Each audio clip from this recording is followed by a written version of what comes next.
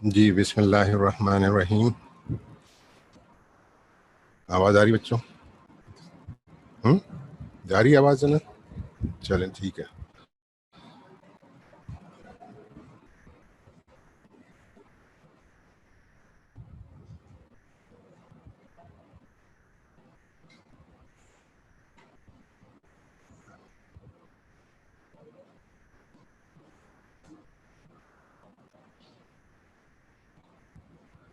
जी, बिस्मिल्लाहिर्रहमानिर्रहीम। क्या हाल है आपके? गुज़श्ता ईद मुबारक। होपफुली अच्छी गुजर गई होगी सबकी ईद। एक मैसेज तो आप सबके लिए ये है कि लॉकडाउन के खुलने के बाद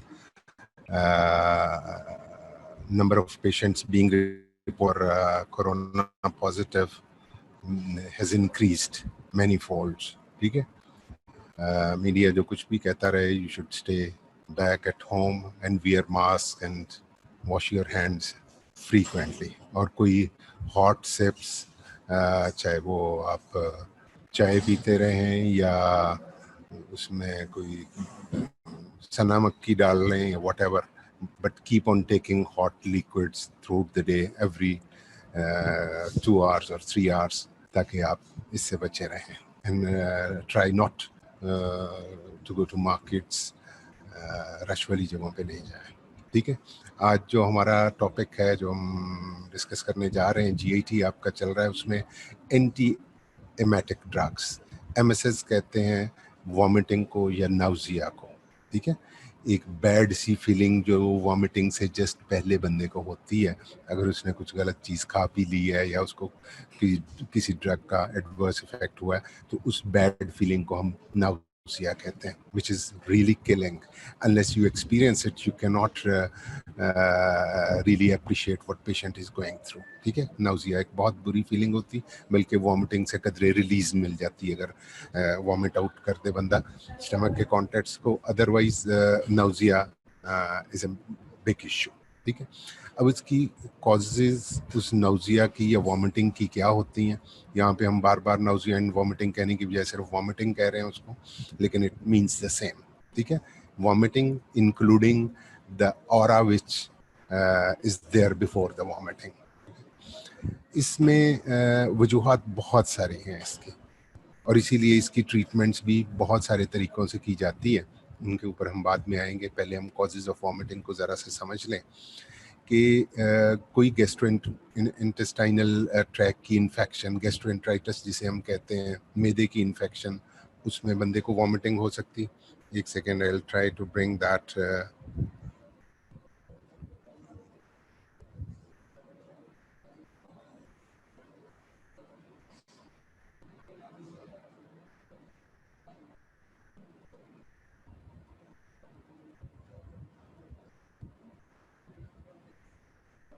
ओके, कर्सर इस पे शो नहीं हो रहा था, तो ओके।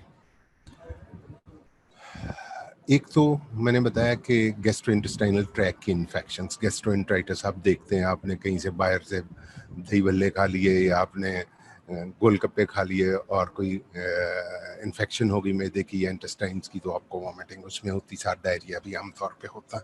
उसके अलावा यहाँ लिखी हुई कॉजेज ऑफ वॉमिटिंग में डिसफंक्शन, कि आपका जीआईटी काम नहीं कर रहा, किसी वजह से स्लो डाउन हुआ है, उसकी बहुत सारी वजूहत हैं। जैसे पोस्ट ऑपरेटिवली, जैसे एनेस्थीसिया से जब बंदा रिकवर कर रहा होता है, या आपके एब्डोमिनल कोई सर्जरी हुई है, तो उस सर्जरी के फ़ौरन बाद अगले 2-4 घंटों के लिए आपकी इंटेस्टाइन्स मैनिपुलेशन की वजह से वो थोड़ी सी ट्रॉमेटाइज्ड सी होती हैं और उनके अंदर पेरिस्टालसिस नहीं हो रही होती और नॉर्मल बाउल साउंड्स नहीं आ रही होती, तो उसको हम कहते हैं कि इंटेस्टाइनल डिसफंक्शन है, पोस्ट ऑपरेटिव या पोस्ट एनेस्थेटिक, उसमें भी वॉमिटिंग होती है। इसी तरह से वेस्टिबुलर डिसफंक्शन, ठीक है, ये मोशन सिकनेस इसको हम कहते हैं, कि जब वो लोग, जो कुछ लोग ऐसे होते हैं कि वो जब सफ़र करते हैं तो उन्हें सफ़र के दौरान वॉमिटिंग होना शुरू हो जाती, और ख़ास तौर पे अगर वो पहाड़ी इलाकों में जाएं और घूम घूम के जब ट्रैफिक ऊपर को या गाड़ी उनकी ऊपर को या नीचे को जा रही होती, तो उस वक्त उन्हें नाउजिया की फीलिंग होती। उसकी वजह ये कि वेस्टिबुलर अपरेटस हमारा जो कि बॉडी के बैलेंस को मेंटेन करने का ज़िम्मेदार है हायर सेंटर्स में, उसके अंदर एक फ्लूइड होता है और जब वो फ्लूइड बार बार मूव करता है आपकी ट्रैवलिंग के दौरान, तो उससे जो इम्पल्सेस जनरेट होती हैं they end up in vomiting centre as well. ठीक है, तो उस वेस्टिपुलर डिसफंक्शन की वजह से भी वॉमिटिंग होती।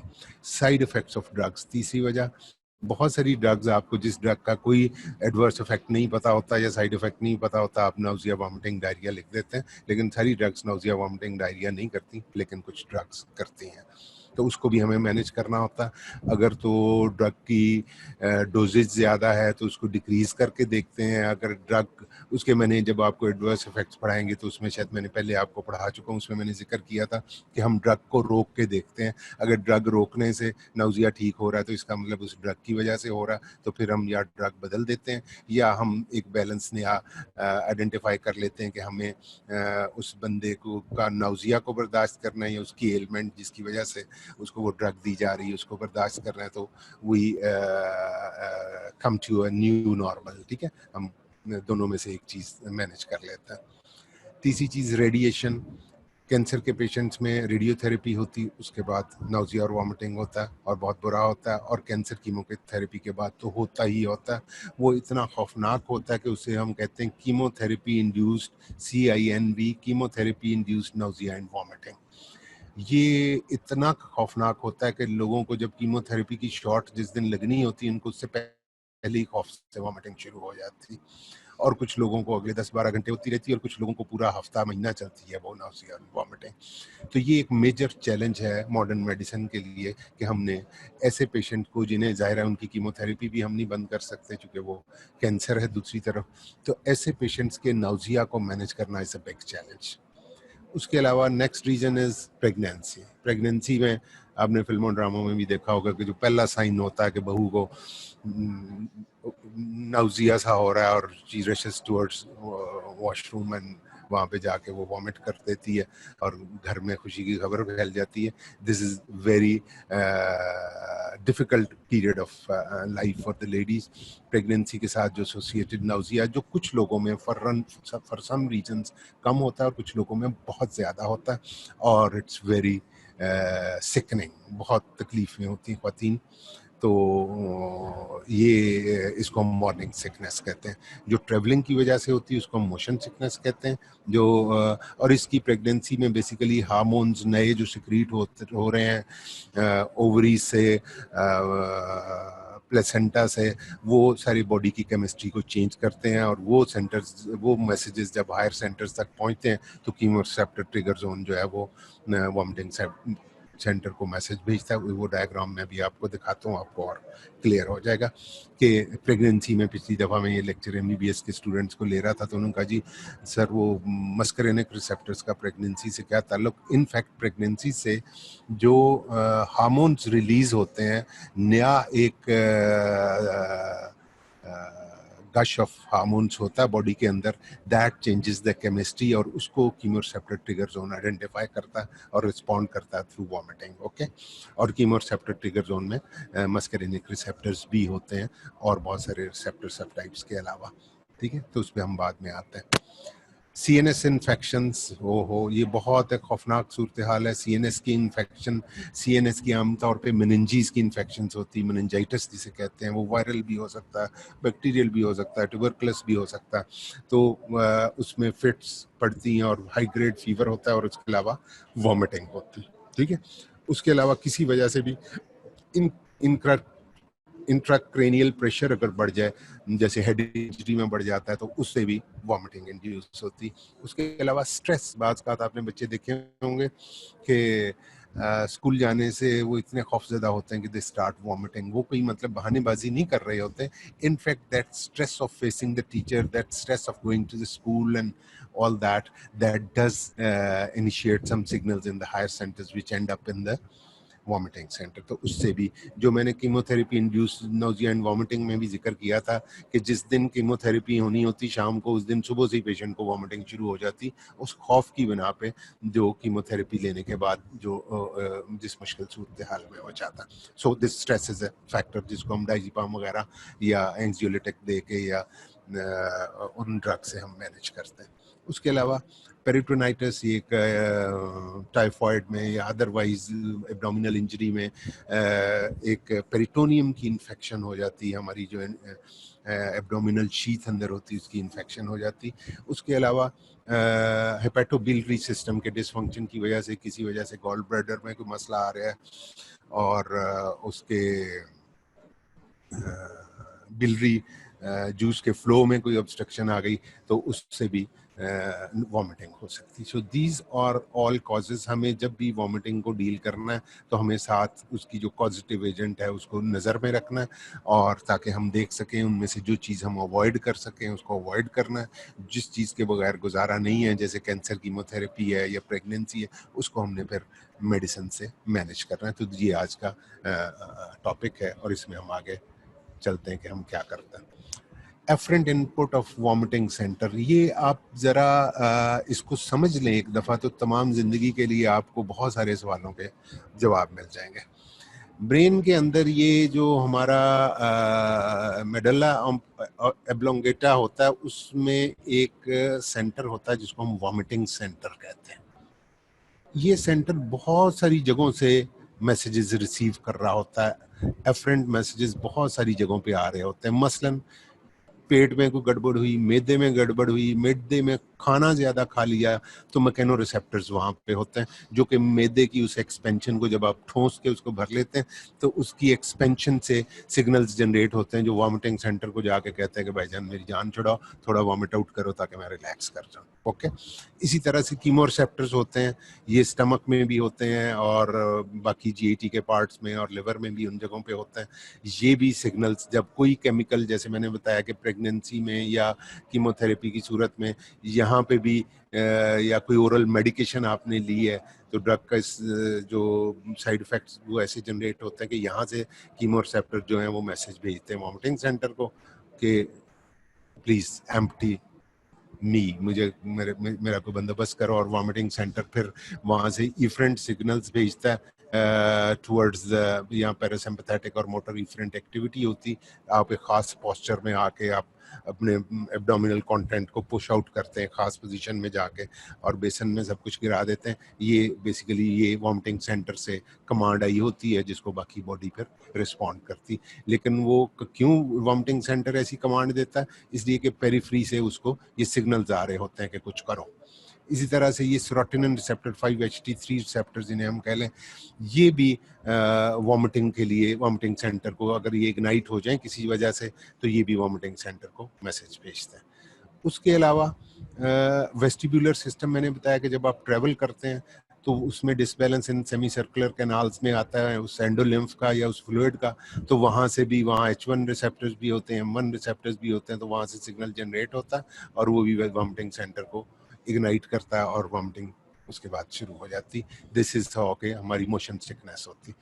इसी तरह सेंट्रल नर्वस सिस्टम में मैंने बताया मेनिंजियल इन्फेक्शन या हाइपोथैलेमस और थैलेमस का कोई मेल फंक्शन या सेरेब्रल कॉर्टेक्स में आपकी जो स्ट्रेस का एलिमेंट है वही वहाँ से सिग्नल जनरेट करता है और वो आके वॉमिटिंग सेंटर को इग्नाइट करता है और उससे वॉमिटिंग शुरू हो जाती।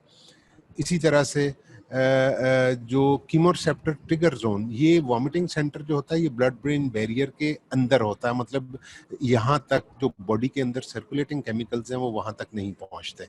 लेकिन ये कीमोरिसेप्टर ट्रिगर जोन जो है ये ब्लड ब्रेन बैरियर के बाहर होता है and it is expose to all the chemicals circulating in the blood. ठीक है, तो जब भी कोई केमिकल जो बॉडी के अंदर एक्स्ट्रा आता है या कोई हार्मोन एक्स्ट्रा आता है जैसे प्रेगनेंसी के अंदर, तो वो it generates messages, it receives, इसके अंदर कीमोरिसेप्टर्स होते हैं 3, उसके अलावा डोपामीन रिसेप्टर्स होते हैं, उसके अलावा न्यूरोकाइनिन रिसेप्टर्स होते हैं, उसके अलावा सेरोटोनिन रिसेप्टर्स होते हैं। इसमें 3-4 तरह के रिसेप्टर्स होते हैं कीमोरिसेप्टर ट्रिगर जोन में। ठीक है, तो कीमोरिसेप्टर ट्रिगर जोन तक जब ब्लड पहुंचता है और वो इनमें से कोई चीज़ भी जो जाके इन रिसेप्टर्स को इग्नाइट करती है तो फिर कीमोरिसेप्टर ट्रिगर जोन जो है वो मैसेज भेजता है वॉमिटिंग सेंटर को।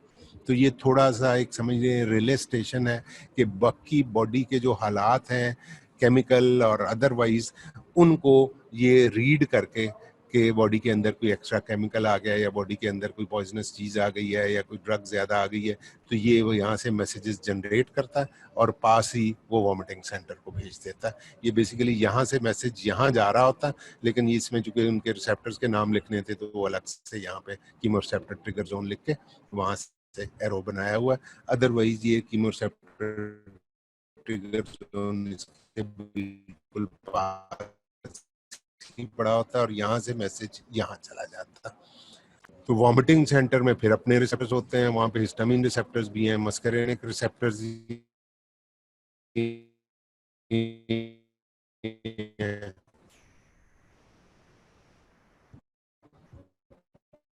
और वॉमिटिंग सेंटर में लैंड करें, वो जो वॉमिटिंग सेंटर में जाके लैंड करें। एंड रिजल्ट क्या होता है कि यहाँ से जितने भी एफरेंट मैसेजेस, चाहे ये देखें ये जीआईटी से क्रेनियल 9 और 10 ये वेगस वगैरह के थ्रू यहाँ तक मैसेजेस आ रहे होता है, उनके एफरेंट जो फाइबर्स होते हैं। तो ये जितने मैंने बताया कि ये पेरिफेरी में या सेंट्रल नर्वस सिस्टम में वो साइट्स हैं जो कि सेंसिटिविटी रखती हैं टू द सर्कुलेटिंग केमिकल्स और टू द स्ट्रेस और to the other stimuli in the body, they all send afferent messages to the vomiting center और नतीजतन vomiting center जो है वो अपनी कमांड जनरेट करता है, इफरेंट सिग्नल जाता है to parasympathetic system and to motor efferent activity generate होती और उससे वॉमिटिंग हमें खास पोस्चर में आके through the contents of the stomach, ठीक है। और अगर वो वॉमिटिंग ना हो तो एक नाउजिया जैसी फीलिंग जो है वो चलती रहती। तो अगर हम इन रिसेप्टर्स को ब्लॉक कर दें यहाँ पे, या इन रिसेप्टर्स को ब्लॉक कर दें यहाँ पे, या इन रिसेप्टर्स को ब्लॉक कर दें कीमोरिसेप्टर ट्रिगर जोन में, या यहाँ पे हम उसकी या इन्फेक्शन मेनिंजिस की को कंट्रोल कर लें, या यहाँ पे हम उसको एंटी एंग्जाइटी ड्रग कोई दे दें जिससे उसका ये स्ट्रेस जो था मैसेजेस भेज रहा था, तो हम इन चारों पांचों चीज़ों में से इन चारों पांचों रिसेप्टर्स को ब्लॉक करके हम वॉमिटिंग को मिनिमाइज कर सकते हैं, हम पेशेंट की वॉमिटिंग को रोक सकते हैं, ठीक है। तो ये फिगर आपको याद रहनी चाहिए। इट्स वेरी इंटरेस्टिंग कि एक आम सी चीज़ जो कि जिसको हम कहते हैं कि जी वो नाउजिया हुआ और वॉमिटिंग हो गई, जी कुछ नहीं हुआ, उसके अंदर कितने सारे सिस्टम्स और कितने सारे रिसेप्टर्स इन्वॉल्व हैं और कुदरत ने कैसा खूबसूरत एक मैकेनिज्म रखा हुआ है। Basically vomiting is the defence mechanism. Vomiting is there to get rid of all those unwanted chemicals or substances which are there in the blood or there in the stomach, ठीक है। तो ये एक interesting phenomena था। अब हम इससे आगे चलते हैं। अब मैंने बताया कि इन सारी जगहों पे पेरिफेरी में भी, सेंट्रली भी, कीमोरिसेप्टर ट्रिगर जोन में भी सेरोटोनिन रिसेप्टर्स भी होते हैं, डोपामीन रिसेप्टर्स भी होते हैं, मस्करेनिक रिसेप्टर्स भी होते हैं, हिस्टामिन रिसेप्टर्स भी होते हैं। तो अब हम उनके जो ब्लॉकर्स जो कि हम मुख्तलिफ कंडीशंस में नाउजिया और वॉमिटिंग में पेशेंट्स को जो ड्रग्स देते हैं, अब हम उनके ऊपर आते हैं। तो सबसे जो पावरफुल ग्रुप ड्रग्स है इसमें वो सेरोटोनिन ब्लॉकर्स हैं, 5-HT3 जिसे कहते हैं, 5-HT2 भी होता है। सेरोटोनिन की 2-3 सब टाइप्स हैं। तो आप उसमें ये देख लें कि सेरोटोनिन रिसेप्टर्स को जो ब्लॉक करते हैं ऑन्डेनसेट्रॉन, ग्रेनीसेट्रॉन, डोलासेट्रॉन और पिलेनोसेट्रॉन, ठीक है। इनमें से इनकी हाफ लाइफ 4 से 9 घंटे की और पिलेनोसेट्रॉन की हाफ लाइफ 40 आवर्स की है। उसके अलावा ओलेंजापीन है, ये आपको याद होगा कि एंटी सेरोटोनिन ड्रग्स जो हम उसमें साइकोसिस में दे रहे थे, जो नया ग्रुप था एटिपिकल जो ड्रग्स थी उनमें ओलेंजापीन सबसे अच्छी ड्रग थी। तो यहाँ पे उसका एंटी एमेटिक इफेक्ट हमने वहाँ पे भी डिस्कस किया था, तो यहाँ पे वो एंटी एमेटिक के तौर पे डिस्कस हो रही। और ये सेरोटोनिन ब्लॉकर्स हम कब देते हैं? Chemotherapy induced nausea and vomiting में। कीमोथेरेपी इंड्यूस्ड नोजिया वॉमिटिंग सबसे सीरियस वॉमिटिंग होती, जिसको अगर हम हैंडल ना करें तो पेशेंट में डाई ऑफ डिहाइड्रेशन, वो उतना बुरा हाल उसका हो जाता, ठीक है। तो सेरोटोनिन रिसेप्टर ब्लॉकर्स, ठीक है, इनके नाम आपको 2-3 ऑन्डेनसेट्रॉन, डोलासेट्रॉन, पिलेनोसेट्रॉन का भी याद कर ले चुके हो, उसकी हाफ लाइफ बाकियों से, और ओलेंजापीन खास तौर पे ये एंटी स्काइजोफ्रेनिक ड्रग्स में या एंटी साइकोटिक्स जिन्हें हम कहते हैं उनमें भी इसका जिक्र आया था। तो ये इफेक्टिव है वॉमिटिंग को रोकने के लिए, and these drugs are used to manage और to control the vomiting in which is induced by chemotherapy, cancer chemotherapy, ठीक है। सॉरी। उसके अलावा एक और ग्रुप है, इनको मैंने अलहदा से कलर कर दिया, इन्हें हम प्रोकाइनेटिक्स कहते हैं। ये इनफेक्ट 3 ग्रुप्स हैं ड्रग्स के। इनमें dopamine receptor blockers, D2 receptor blockers, उनमें प्रोक्लोरपेराजिन, ड्रोपेरिडोल, ये फिर वही ओलेंजापिन के साथ, आपको याद होगा कि जो क्लासिकल एंटीसाइकोटिक्स थे उनमें इन दोनों ड्रग्स के नाम थे। ठीक है, तो ये वहाँ पे भी D2 रिसेप्टर्स को ब्लॉक कर रही थी और यहाँ पे भी D2 रिसेप्टर्स को ब्लॉक कर रही। वहाँ पे हम इनको यूज इसलिए कर रहे थे कि हम ये समझते थे क्लासिकली के स्काइजोफ्रेनिया सॉरी या साइकोसिस जो है that is called by access, that is caused by access of dopamine, तो इसलिए हम एंटी डोपामीन ड्रग्स जो है वो देते थे। तो यहाँ पे भी डोपामीन रिसेप्टर चूंकि वॉमिटिंग सेंटर में भी हैं, कीमोरिसेप्टर ट्रिगर जोन में भी हैं, तो हम उनको ब्लॉक अगर कर दें तो हमारी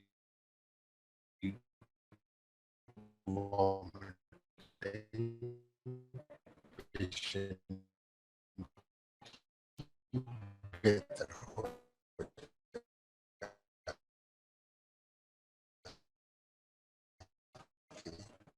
उसके अलावा और D2 ब्लॉकर में मेटोक्लोप्रेट कहते हैं, एक ड्रग है।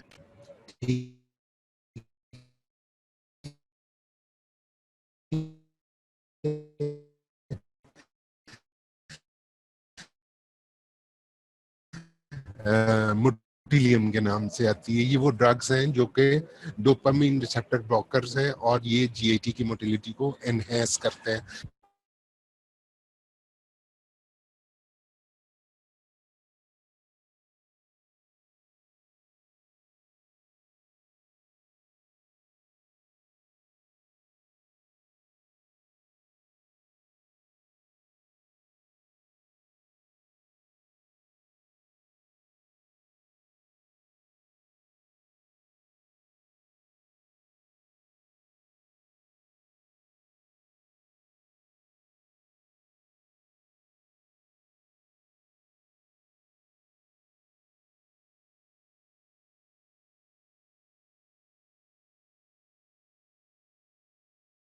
जी बेटे, कनेक्शन से ड्रॉप हो गया था थोड़ी देर के लिए, डोंट वरी, कोई मसला नहीं। हम दोबारा वही बात कर लें कि पहले हमने सबसे पहले सेरोटोनिन रिसेप्टर ब्लॉकर्स की बात की, उसके बाद 3 ग्रुप्स हैं, डोपामीन ब्लॉकर्स, कोलिनोमाइमेटिक्स एंड मैक्रोलाइड्स। ठीक है, ये तीनों ग्रुप प्रोकाइनेटिक्स कहलाते हैं, यानी काइनेटिक एक्टिविटी जो GIT के अंदर हो रही है उसको वो एनहेंस करते हैं या GIT की मोटिलिटी को बढ़ाते हैं। जब GIT की मोटिलिटी बढ़ती है तो वो जो खाया पिया ऊपर को आना होता है, नौजरिया काज करता है, जो वो नीचे को चल पड़ता है और वो GIT के डाउनवर्ड मूवमेंट उसकी बेहतर हो जाती, तो नौजिया ठीक हो जाता। तो उसमें ये मैंने मेटोक्लोप्रामाइड, डोमपेरिडोन, ये मैक्सोलॉन के नाम से आती है, ये मोटिलियम के नाम से आती हैं और very popular drugs, very useful drugs. तो इसका मैक्सोलॉन का या मेटोक्लोप्रामाइड का वही एडवर्स इफेक्ट जो क्लासिकल एंटीसाइकोटिक्स के थे कि थोड़ी सी एक्स्ट्रा पिरामिडल सिम्टम्स, अगर ओवरडोजेज हो जाए या ज़्यादा दिन तक बंदा खाता रहे तो एक्स्ट्रा पिरामिडल सिस्टम वो थोड़ी सी रिजिडिटी और ये वो बॉडी में आ सकती, but you should be watchful while giving the dose. Cholinomimetics, ये खास तौर पे अगर आप आगे जाके देखेंगे कि हम मस्करेनिक ब्लॉकर्स भी दे रहे हैं, तो कोलिनोमाइमेटिक्स क्या क्या क्या रोल है। कोलिनोमाइमेटिक्स बेसिकली GAT की मूवमेंट को एनहेंस करते हैं, सारे पैरासिम्पैथेटिक सिस्टम, आपको पता है कि एसिटाइलकोलिन रिलीज करता और उससे GAT की मोटिलिटी बढ़ती है।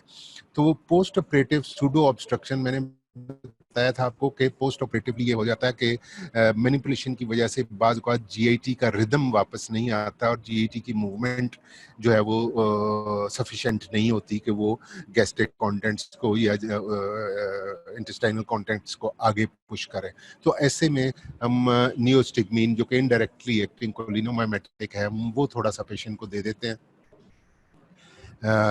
इसकी थोड़ी सी डोजेज फॉर 2-3 डेज, वो पोस्ट ऑपरेटिव जो पैरालिसिस टाइप हुआ होता है उसको पैरालाइटिक इलियस कहते हैं, कि इलियम पैरालाइज सी हुई होती, तो वो कोलिनोमाइमेटिक देने से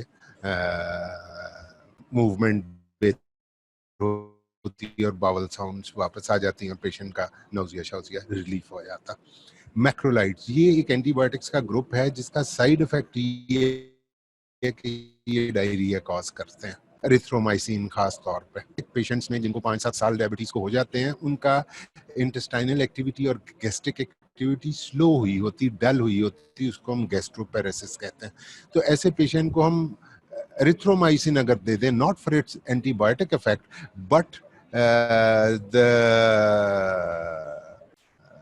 effect it causes on the GIT, motility को एनहेंस करने का, ठीक है, जो ये डायरिया कॉज कर रही थी, हमने इसके उस वाले साइड इफेक्ट को यहाँ पे थेरेप्यूटिक इफेक्ट के तौर पे यूज कर लिया।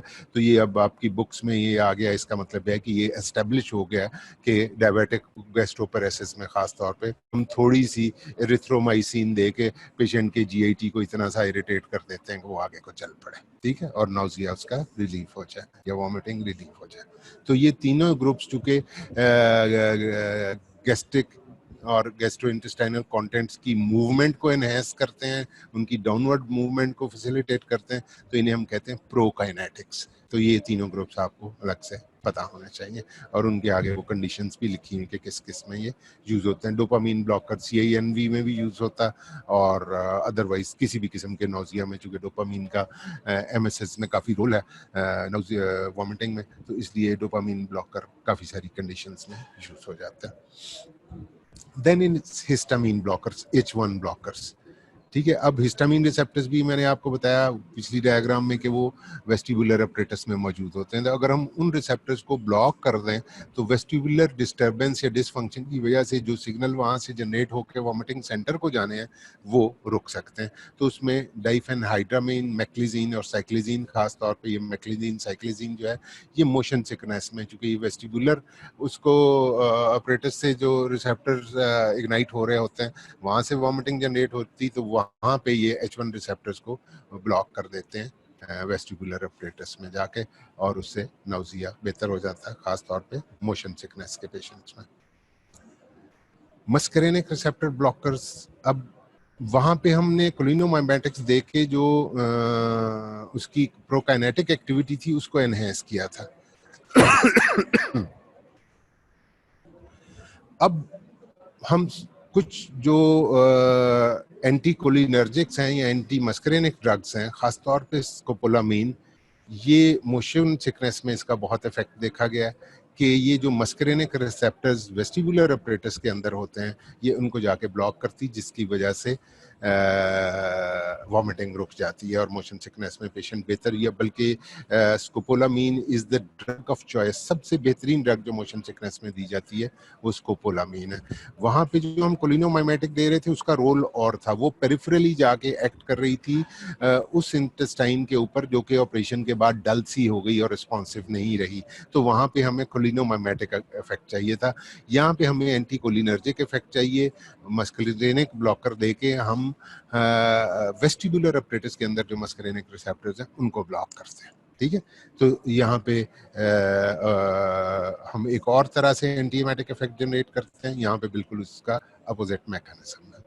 इसी तरह से डाइसाइक्लोमिन है, ये भी एक मस्करेनिक ब्लॉकर है, ये मॉर्निंग सिकनेस में जो कि इज एसोसिएटेड विद प्रेगनेंसी उसमें इसका काफ़ी रोल है, ठीक है। तो ये बाद में एंड पे मैं मोशन सिकनेस और मॉर्निंग सिकनेस की मेडिसिन, बल्कि मॉर्निंग सिकनेस मोशन सिकनेस के लिए तो मैंने बता दिया कि scopolamine is the drug of choice, उसके अलावा मैक्लिजीन साइक्लिजीन में से कोई भी यूज हो सकती है, इवन डाइफेनहाइड्रामीन इज ऑल्सो इफेक्टिव। लेकिन मॉर्निंग सिकनेस में वो एंड पे मैंने जब इस लेक्चर के दोबारा से 2-3 मेडिसिन इकट्ठी की जो इस वक्त चल रहे हैं, रिजीम्स जो बहुत पॉपुलर हैं और इफेक्टिव हैं, वो मैंने दोबारा से मेंशन किए हैं, वो लेक्चर के एंड पे हम डिस्कस करेंगे। कॉर्टिकोस्टेरॉइड्स, ठीक है, डेक्सामेथासोन, मिथाइल पेडनिसिलोन, ये क्या करते हैं इनका कुछ नहीं पता। ये बेसिकली सेरोटोनिन ब्लॉकर्स का जो इफेक्ट है उसको एनहेंस करते हैं और अकेले नहीं दिए जाते, ये कंबाइन किए जाते हैं सेरोटोनिन ब्लॉकर्स के साथ, और ये chemotherapy induce nausea and vomiting में यूज होता है, ठीक है। इसी तरह कैनिबिनॉइड्स, ये जो आपके ग्रास पीते हैं लोग या मैरिजुआना, उसके अंदर से 2-3 ड्रग्स निकलती हैं जो कि पेन किलिंग के लिए यूज होती हैं, और ये ड्रोनेबिनॉल कैनबिस इंडिका उसका चूँकि फार्मास्यूटिकल नेम है, तो उससे ड्रोनेबिनॉल उन्होंने ड्रग बनाई है, क्योंकि chemotherapy induced nausea and vomiting में रेजिस्टेंट केसेस में आप दे सकते हैं, और ये भी कंबाइन की जाती है सेरोटोनिन ब्लॉकर्स के साथ या कॉर्टिकोस्टेरॉइड्स के साथ या डोपामीन ब्लॉकर्स के साथ। Then is neurokinin receptor blockers. ये एक neurokinin receptors chemo receptor trigger zone में होते हैं, और ये इनका काम ये है, ये these receptors have been found responsible for the delayed onset of nausea and vomiting in the patients who have been given chemotherapy, cancer chemotherapy। यानी कैंसर कीमोथेरेपी एक तो दी तो 24 घंटे के अंदर पेशेंट को वॉमिटिंग होती रही, बुरा हाल उसका हो गया, लेकिन sometime that vomiting persist for days and days. वो जो डिलेड वॉमिटिंग है because of these cancer therapies, उसको कंट्रोल करने के लिए न्यूरोकाइनिन रिसेप्टर ये जो ब्लॉकर्स हैं यूज किए जाए। तो एप्रीपिटेंट और न्यूटिपिटेंट एंड रोलापिटेंट ये ड्रग्स हैं जो कि कंबाइन की जाती हैं सेरोटोनिन इनहिबिटर्स के साथ। तो इमीडिएट इफेक्ट के लिए ये वाली ड्रग्स और डिलेड इफेक्ट के लिए ये वाली ड्रग, और दोनों मिलके एक बड़ा अच्छा कॉम्बिनेशन बन जाता है for all kinds of cancer chemotherapies. तो ये आपको सब ग्रुप्स के नाम याद करने होंगे और एक एक दो दो प्रोटोटाइप ड्रग्स के नाम याद करने होंगे। और जैसे अब आप डॉक्टर बनने को जा रहे हैं तो आप किसी को पेनाडॉल देते हुए झिझकते नहीं है, इसी तरह से एंटी एमेटिक ड्रग्स के ऊपर जब आपकी गिरफ्त हो जाएगी तो आप किसी का नाउजिया और वॉमिटिंग मैनेज करना आपके लिए इंशाल्लाह मसला नहीं रहेगा। इसलिए इसको इंटरेस्ट के साथ, और जितनी भी इसकी ग्रुप्स हैं इन सारों के नाम आपको आने चाहिए, बल्कि इनमें से जो पॉपुलर ड्रग्स हैं उनके आपको कमर्शियल नेम्स भी अगर पता हो तो अच्छा है, ताकि आप उनको वक्तन फवक्तन यूज़ कर सकें।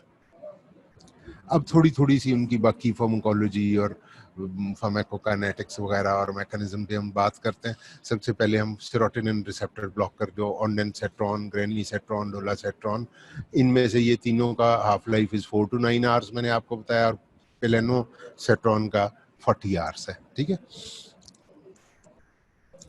आईवी भी दिए जाते हैं, ओरली भी दिए जा सकते हैं, और इनका एक्सटेंसिव फर्स्ट पास मेटाबॉलिज्म होता है। ये सेरोटोनिन रिसेप्टर्स जहाँ जहाँ भी हों, पेरिफेरल हों या सेंटर में दोनों जगह पे ये उनको ब्लॉक कर देते हैं, लेकिन ये मस्करेनिक रिसेप्टर्स को और डोपामिन रिसेप्टर्स को इनहिबिट नहीं करते। तो they are specific in their action, they only block serotonin receptors. ठीक है, और रीनल और हेपेटिक एक्सक्रीशन है इनकी रूटीन की। Alone no efficacy in delayed CINV।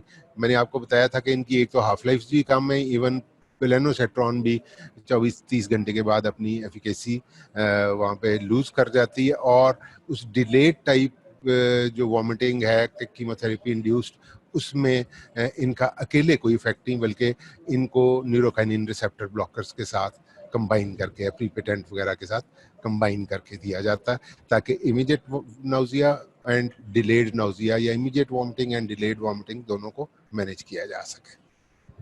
तो ये बात आपने याद रखनी कि अकेले ये कोई खास बहादुरी नहीं दिखा पाते। देन जूसेस क्या है इसके, पहले वही जो बताया कि CINV single oral dose 1 hour before chemotherapy. ठीक है, तो इमीडिएट जो वॉमिटिंग होती है उससे बचने के लिए हम कीमोथेरेपी की डोज देने से 1 घंटा पहले हम ऑन्डेनसेट्रॉन या इनमें से कोई ड्रग दे देते हैं।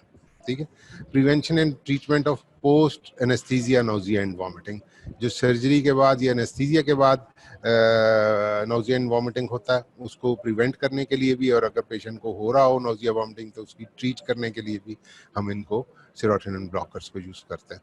Post radiation nausea and vomiting, ठीक है, रेडियोथेरेपी के बाद भी पेशेंट को नाउजिया एंड वॉमिटिंग होता है, उसमें भी दे यूज होते हैं। एडवर्स इफेक्ट्स इनके क्या हैं, हेडेक होता है, डिजीनेस होती है, कॉन्स्टिपेशन हो सकती है, थोड़ा सा ये हार्ट को उसके क्यूटी इंटरवल को इंक्रीज कर देते हैं, हार्ट थोड़ा सा स्लो हो जाता है। और एक ये सेरोटोनिन सिंड्रोम है, क्योंकि ये सेरोटोनिन रिसेप्टर्स के साथ ब्लॉक करते हैं, तो अगर कोई पेशेंट SSRIs वगैरह ले रहा हो, specific serotonin receptor reuptake inhibitor, SSRIs जिन्हें कहते हैं, तो वो SSRIs भी ये कर रहे होते हैं कि सिनेप्टिक क्लेफ्ट में से सेरोटोनिन का जो रीअपटेक होना होता है इनटू द नर्व टर्मिनल्स वो नहीं होने देते, so the serotonin stage back in the synaptic left.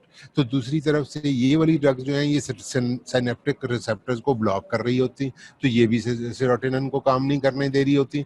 तो उस विसिनिटी में सेंट्रली बहुत सारी सेरोटोनिन इज सर्कुलेटिंग, तो उसकी वजह से कुछ अजीबोगरीब से इफेक्ट आते हैं, लाइक ये कि फिट्स भी पड़ सकती हैं, हाई ग्रेड फीवर भी हो सकता है, और रिजिडिटी भी आ सकती है, मसल एक्स, बॉडी एक्स भी हो सकते हैं। तो उसको हम सेरोटोनिन सिंड्रोम की कहते हैं। तो कोई दो ड्रग्स जो कि सेरोटोनिन लेवल को बॉडी में अफेक्ट कर रही हैं वो इकट्ठी देने से इस किस्म का मिसहैप हो सकता है। So you should be watchful कि जिसको आप ये वाली ड्रग्स दे रहे हैं सेरोटोनिन रिसेप्टर ब्लॉकर, उसको साथ SSRIs या और कोई ड्रग जो कि या एंटीसाइकोटिक्स में से हो, सेरोटोनिन रिसेप्टर के थ्रू जो एक्ट कर रही है वो नहीं देनी चाहिए। ठीक है, तो ये आपको उनके एडवर्स इफेक्ट्स पता होने चाहिए। Then is corticosteroids. अगली स्लाइड ये हमने डिस्कस कर ली। ओके, कॉर्टिकोस्टेरॉइड्स मैंने बताया कि इनका अकेले को खास रोल नहीं है, ये बॉडी के बेसिकली इम्यून सिस्टम को थोड़ा सा या रिस्पॉन्सिव सिस्टम को थोड़ा सा मास्क कर रहे होते हैं या उसको थोड़ा सा प्रेस कर रहे होते हैं। अदरवाइज वॉमिटिंग में इनका मेन फंक्शन ये है कि ये सेरोटोनिन एंटागोनिस्ट जो ऑन्डेनसेट्रॉन वगैरह थे उनके इफेक्ट को एनहेंस करते हैं। ठीक है, ये आपको कॉर्टिकोस्टेरॉइड्स का रोल वॉमिटिंग में अलग से याद होना चाहिए। बाकी कॉर्टिकोस्टेरॉइड्स क्या करते हैं वो इन द कमिंग डेज आपको इंशाल्लाह हम स्टेरॉइड्स जब एंडोक्राइनोलॉजी पढ़ाएंगे तो इनके बाकी इफेक्ट्स भी आपसे डिस्कस करेंगे। उससे अगला ग्रुप है न्यूरोकाइनिन रिसेप्टर ब्लॉकर्स। ये मैंने पहले आपको बताया कि delayed type nausea and vomiting associated with chemotherapy, उसमें न्यूरोकाइनिन रिसेप्टर्स ब्लॉकर जो है वो बहुत इफेक्टिव है। एप्रीपिटेंट, न्यूटीपिटेंट एंड रोलापिटेंट, इनके नाम आपको एप्रीपिटेंट का खास तौर पे और एक आध और भी याद होना चाहिए ताकि आपको पता हो कि these are the drugs which are combined with the serotonin receptor blockers to control the delayed part of chemotherapy induced nausea and vomiting. ठीक है, used orally 1 hour before chemotherapy in combination with others. ठीक है, no effect on any other receptors। ये प्रीपिटेंट वगैरह न्यूरोकाइनिन receptors के अलावा ये स्पार्टेट receptors होते हैं, उनकी आपको डिटेल में जाने की जरूरत नहीं, ये बस हायर सेंटर में रिसेप्टर्स होते हैं which are responsible for nausea and vomiting, तो उनको ये ब्लॉक कर देते हैं। Used also for delayed phase of chemotherapy induced nausea and vomiting, वो मैंने आपको बताया। एडवर्स इफेक्ट्स इनका क्या है कि दे आर वेल टॉलरेटेड, लेकिन फटीग और डिजीनेस इनसे थोड़ी सी होती है न्यूरोकाइनिन रिसेप्टर ब्लॉकर से।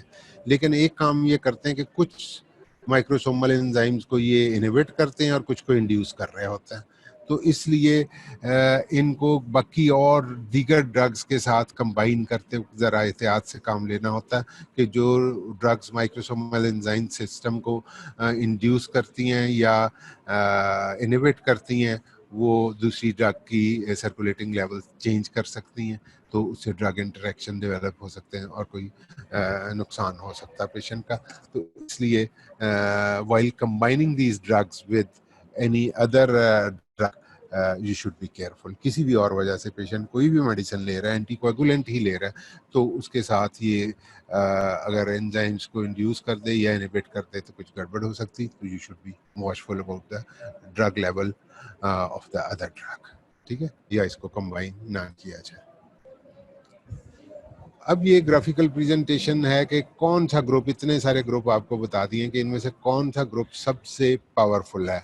ठीक है, तो ये बड़ी अच्छी आपकी बुक में एक में ये डायग्राम बनी हुई कि ये lower side of anti emetic activity है, ये higher side of anti emetic activity है। तो serotonin antagonist are by far the strongest anti emetics we know. ठीक है, ये यहाँ तक मैक्सिमल इफेक्ट इनका आता है। उस वही ऑन्डेनसेट्रॉन और डोलासेट्रॉन वगैरह। मेटोक्लोप्रामाइड जो कि D2 रिसेप्टर ब्लॉकर है और क्लोरपेराजिन, ये दोनों D2 रिसेप्टर ब्लॉकर्स हैं, इनका इफेक्ट भी उतना ही है ऑलमोस्ट जितना कि सेरोटोनिन एंटागोनिस्ट का था। ड्रोपेरिडोल भी उसी ग्रुप में से D2 रिसेप्टर ब्लॉकर्स में है, इसका इफेक्ट उनसे ज़रा कम है। कॉर्टिकोस्टेरॉइड्स का इनसे कम है, एंटीहिस्टामिन का उससे कम है, और एंटीकोलिनर्जिक्स और बेंजोडाइजिपीन्स का इन सब का तकरीबन एक जैसा है। So the strongest group is serotonin receptor blockers and dopamine receptor blockers. तो ये आपको अच्छी तरह से पता होना चाहिए कि हम कौन सी पेशेंट को मेडिसिन दे रहे हैं। ठीक है, तो ये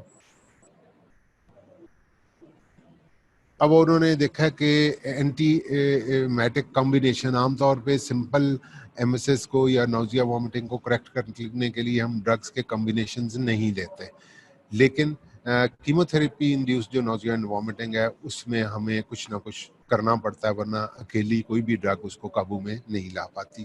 तो फिर उसमें मुख्तलिफ कॉम्बिनेशन उन्होंने ट्राई किए, तो उसका जो रिजल्ट उन्होंने आया वो उन्होंने हमारे साथ शेयर किया है इस टेबल की फॉर्म में, कि ये है कि 24 hours after cisplatin dose, cisplatin एक एंटी कैंसर ड्रग है जो कि बाकी ड्रग्स जितना ही पोटेंशियल रखती है नाउजिया एंड वॉमिटिंग कॉज करने का। लिहाजा उन्होंने देखा कि कौन से कितने परसेंट पेशेंट में जो कि सिस्प्लेटिन ले रहे थे उनमें से कितने परसेंट पेशेंट्स ने इन ड्रग्स को रिस्पॉन्ड किया। तो जब हमने कॉर्टिकोस्टेरॉइड और सेरोटोनिन रिसेप्टर ब्लॉकर इकट्ठे करके दिए तो 91% पेशेंट्स ने रिस्पॉन्ड किया, विच is a very high percentage. Success rate बहुत ज़्यादा है। इसका मतलब है कि हम स्टीरॉइड्स को जब सेरोटोनिन रिसेप्टर एंटेगोनिस्ट के साथ कंबाइन करते हैं तो तकरीबन 91% 90% पेशेंट्स को हम कीमोथेरेपी देने के बावजूद एक नाउजिया फ्री या वॉमिटिंग फ्री सेहत जो है वो प्रॉमिस कर सकते हैं। डेक्स्ट्रामेथासोन और एंटीहिस्टामीन, ये कॉर्टिकोस्टेरॉइड है, ये एंटीहिस्टामीन है, ये एंटी डोपामिनर्जिक हैं दोनों। तो इन सारों को अगर मिला के दिया जाए तो भी 76% पेशेंट्स में हम एंटी एमेटिक इफेक्ट अचीव करते हैं, या 76% पेशेंट्स रिस्पॉन्ड करते हैं। इसी तरह से क्योंकि मैंने बताया था कि एंजाइटी का एलिमेंट भी होता है इन पेशेंट्स के अंदर, और वो कीमोथेरेपी का नाम सुन के उनको वॉमिटिंग शुरू हो जाती, तो उन पेशेंट्स में हम ये डाइजीपाम ग्रुप की लोरेजिपाम है, एंग्जियोलिटिक है, एंटी एंजाइटी ड्रग है, इसको हम स्टीरॉइड्स के साथ और डोपामीन रिसेप्टर ब्लॉकर के साथ कंबाइन करके जब देते हैं तो 63% पेशेंट्स जो हैं वो रिस्पॉन्ड करते हैं, या उनका नाउजिया और वॉमिटिंग रुक जाता है या बेहतर हो जाता है। उसके बाद फिर उन्होंने एंटीहिस्टामीन और कॉर्टिकोस्टेरॉइड और मेट्रिक्लोप्रामाइड, फिर यहाँ पे ऊपर उन्होंने डाइजीपाम था, यहाँ पे उन्होंने एंटीहिस्टामीन कर दिया, तो 58% पेशेंट्स ने इसको भी रिस्पॉन्ड किया। So by far the safest group is that steroids को आप सेरोटोनिन रिसेप्टर ब्लॉकर्स के साथ कंबाइन करते हैं। This would give relief to 91% patients.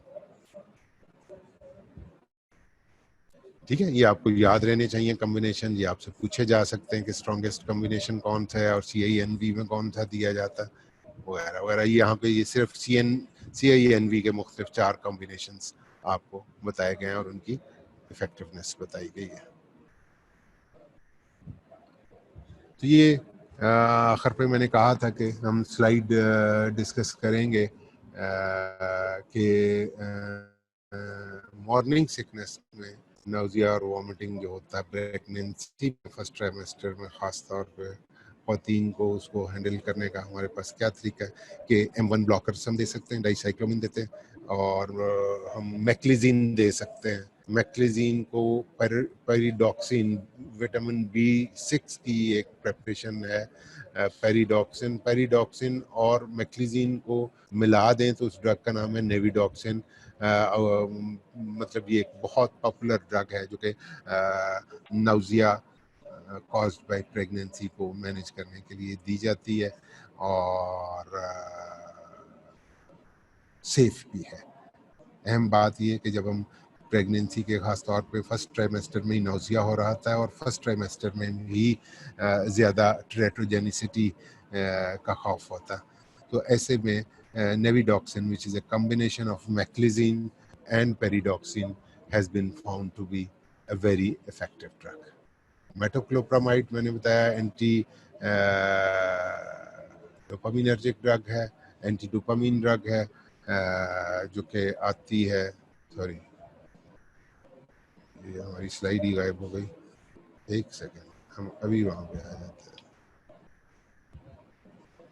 ठीक है, तो मेटोक्लोप्रामाइड इफ हाइपरेमेसिस ग्रेविडेरम वही कि हार्मोनल चेंजेस की वजह से ख़वातीन को वॉमिटिंग होने लगती है और वो इतनी शदीद वॉमिटिंग होती है कि दे में फॉल इनटू डिहाइड्रेशन, ठीक है, और बहुत बुरा उनका हाल होता है और उसको हाइपरेमेसिस ग्रेविडेरम कहते हैं, जो कि किसी और छोटी मोटी मेडिसिन से नहीं रुक रहा होता, तो उसमें हम मेटोक्लोप्रामाइड दे के, जो कि मैक्सिलोन के नाम से आती है, मैंने आपको बताया, ये इज़ वेरी यूजफुल ड्रग, ठीक है।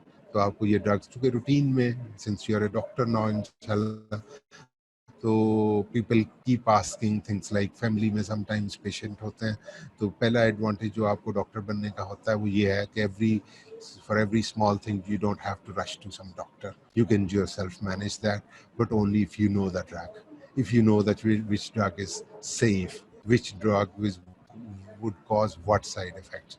तो इसलिए आपको प्रेगनेंसी में कौन सी एंटीएमेटिक देना आपके लिए सेफ है, तो आपको ये नाम याद होने, डाइसाइक्लोमिन, इसके अलावा मैक्लिजिन कंबाइंड विद पेरिडॉक्सिन, और इसके अलावा मेटोक्लोप्रामाइड पर if hyperemesis gravidarum is there.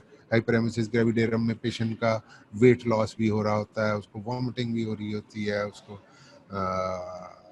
Dehydration भी हो रही होती है, तो बड़ी कॉम्प्लिकेटेड सी पिक्चर बन जाती है, and if you not intervene तो पेशेंट में सफ़र एंड और द बेबी में सफ़र, तो आपको ये पता होना चाहिए, ठीक है। By this we come to the end of this antiemetics. तो कोई क्वेश्चन आपको हो इसमें पूछना, तो I am very much share, मैं आपके साथ, आप मुझे मैसेज कर सकते हैं।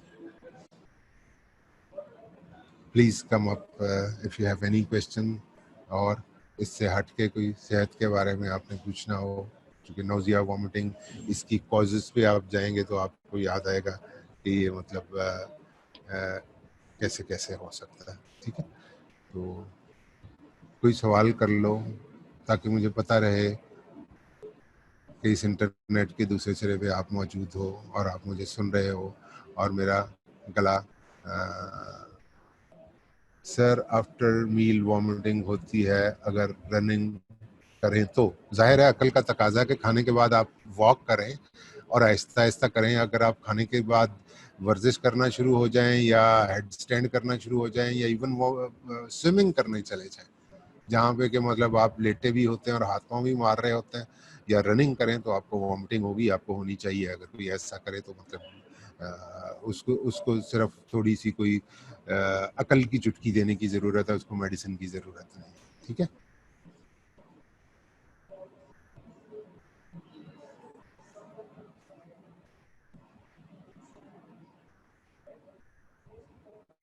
मैंने बताया विच रिसेप्टर्स इन्वॉल्व, उसमें सारे रिसेप्टर इन्वॉल्व हो जाते हैं। जब आपका गैस्ट्रिक कंटेंट जो आपने खाया पिया आपके मैदे में उछलेगा तो वो बाहर को ही आएगा, और उसको बाहर निकालने के लिए वो जाहिर है मैसेज मैंने आपको बताया था कि मैकेनो रिसेप्टर स्टमक के अंदर होता है। जब आप खाना बहुत ज़्यादा खा लो या खाना पाक खा के उछल कूद करना शुरू हो तो वहाँ से रिसेप्टर्स जाएंगे, मैसेज भेजेंगे वो मैकेनो रिसेप्टर्स, और वो जाके वॉमिटिंग सेंटर को इग्नाइट करेंगे।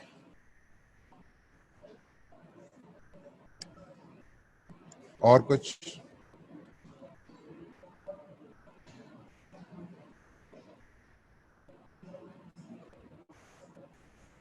और डेंटिस्ट्री के पेशेंट्स को पता होना चाहिए कि जब वो पेशेंट के मुंह में हाथ डाल रहे होते हैं और तरह तरह के इंस्ट्रूमेंट, तो उससे भी एक गैग रिफ्लेक्स जनरेट होकर समटाइम्स नाउजिया हो सकता है, वॉमिटिंग हो सकती। तो बेहतर है कि पेशेंट को आप एडवाइस करें कि वो ज़रा रिलेटिवली कम खाना खा के आए। अगर खाना खा के उसने आना एम्प्टी स्टमक हो तो बेहतर है, ठीक है, क्योंकि उससे भी समटाइम्स, और अगर खुदा न खास्ता ड्यूरिंग द प्रोसीजर पेशेंट को वॉमिटिंग की फीलिंग हो जाए या वो वॉमिट करे तो वो फिर एस्पिरेट भी हो सकता है, वो ट्रेकिया में भी जा सकता है, नुकसान उसका हो सकता है। तो आपको पेशेंट से पहले रूटीन में ही डेंटिस्ट्री के पेशेंट्स जब आते हैं और आपके पास बैठते हैं तो उनको थोड़ा सा आपने गपशप करते रहना होता है, उनके साथ बातें करके रीअश्योर करके उन्हें नॉर्मल उसमें लाना होता है स्टेट ऑफ माइंड में। फिर जब आप उनसे प्रोसीजर शुरू करें तो तब भी उनसे पूछते हैं कि आपकी तबीयत ठीक है, आपको कुछ नौसिया तो नहीं हो रहा, वगैरह वगैरह। एंड इफ कोई ऐसी प्रॉब्लम रिपोर्टेड हो तो आप उन्हें थोड़ी देर के लिए बिठा के रीअश्योर करा सकते हैं। और अगर वो बताएं कि मुझे कल आज सुबह भी नौसिया था, नाश्ते के बाद मुझे हुआ या कुछ हुआ, तो आप थोड़ी बहुत मेडिकेशन भी उसे एडवाइस कर सकते हैं।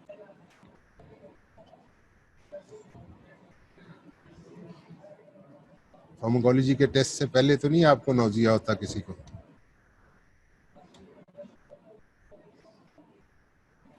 उसका भी इलाज है। तो उसका इलाज यही है कि फार्माकोलॉजी आखिरी दिन नहीं पढ़ो, बल्कि उससे पहला हफ्ता फार्माकोलॉजी के ऊपर टाइम लगाओ। ये एंजाइटी की वजह से होता बेटे। और if you do your things at the right time, चीज़ों को प्रीएम्प्ट करें, आपको पता होना चाहिए। कम से कम इस कॉलेज में तो इतने वेल शेड्यूल्ड सब कुछ होता कि आप को एंटिसिपेट करना चाहिए, फोर्स ही करना चाहिए कि आपके ऊपर कितना पढ़ाई का प्रेशर आएगा, तो आने वाला है। तो उसको अगर आप टाइमली प्रिपेयर कर लें तो कोई एंजाइटी नहीं होगी। और अगर बहुत किसी को हो भी तो आप डाइजिपाम, लोराजिपाम को यूज करके तो एंजाइटी से रिलीव कर सकते हैं। सिर्फ पेनाडॉल याद आ रही होती है, बाकी सब भूल जाता है। तो पेनाडॉल का भी आपको जब वो सॉल्ट पूछें अगर कोई तो आपको पेनाडॉल भी नहीं याद आती। आपको एसिटामाइनोफेन की टॉक्सिसिटी क्यों होती है अल्कोहलिक्स में, कौन बताएगा? आप में से अभी पता चल जाता है कि पेनाडॉल भी जो याद आती है वो कितनी की याद आती है।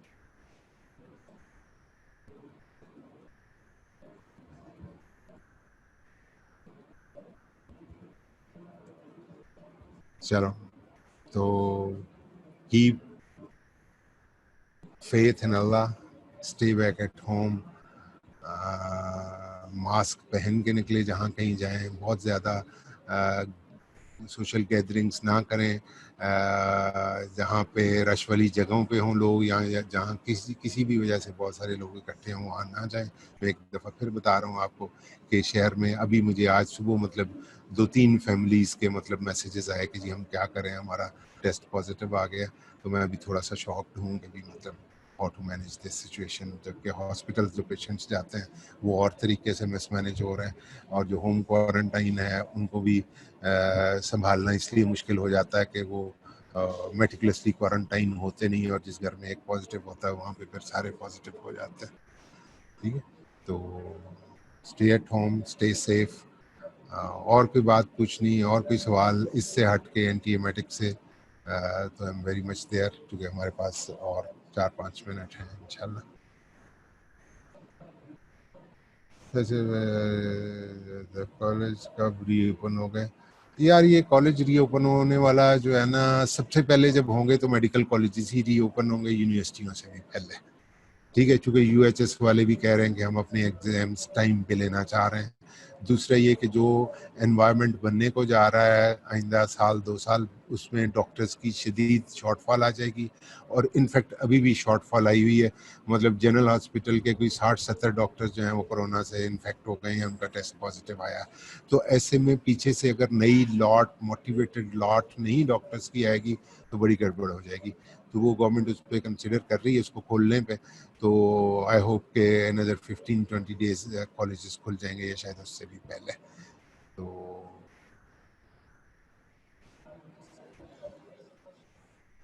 सिंगल क्यों नहीं यूज करते, रिवाइज करवा दें। बेटे सेरोटोनिन एंटेगोनिस्ट सिंगल भी यूज करते हैं, लेकिन जो chemotherapy induced nausea and vomiting का जो डिलेड मैनिफेस्टेशन होती है, कि जिन लोगों में 3-3, 4-4 दिन, 5 दिन, पूरा हफ्ता वॉमिटिंग चलती रहती है, उन लोगों में ये अकेले सफिशिएंट नहीं होते। अदरवाइज अकेला इन्हें देने में कोई हर्ज नहीं है। अकेले भी छोटे मोटे नौजिया वॉमिटिंग में ये दे आर यूजफुल। लेकिन सिर्फ जो delayed type chemotherapy induce nausea vomiting है, उसमें इनको किसी के साथ कंबाइन करना पड़ता है, इसलिए का इनका इफेक्ट मतलब 12-14 घंटे से ज़्यादा नहीं होता। ठीक है, जो इवन लॉन्ग एक्टिंग है उनका।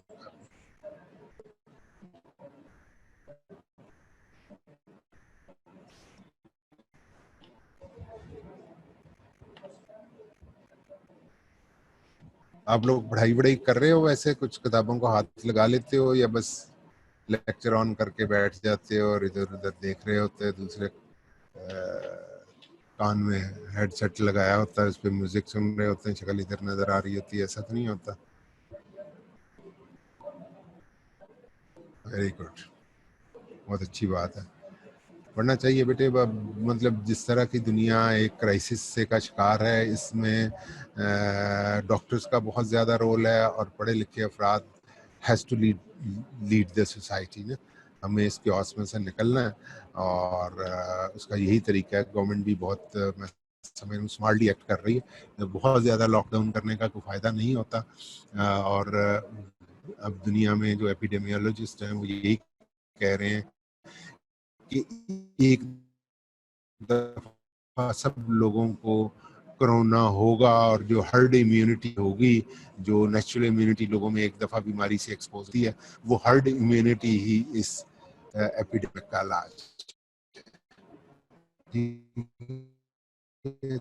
तो हर्ड इम्यूनिटी मैनेज करने का यही तरीका है कि कोई दिन लॉकडाउन रखो, फिर कुछ दिन खोल दो, फिर लॉकडाउन रखो और फिर आहिस्ता आहिस्ता। तो आई होप हमें इस सारे बीमारी से छुट्टी अपने बेटी उसको मतलब परसुएड किया था और मेरा शुक्र है मेरे बेटे ने इस रमज़ान में कुरान मानी के साथ पढ़ लिया। पढ़ा उसने ज़रा अपने तरीके से कि उसने पहले सारी अरबी एटलीस्ट पता तो चला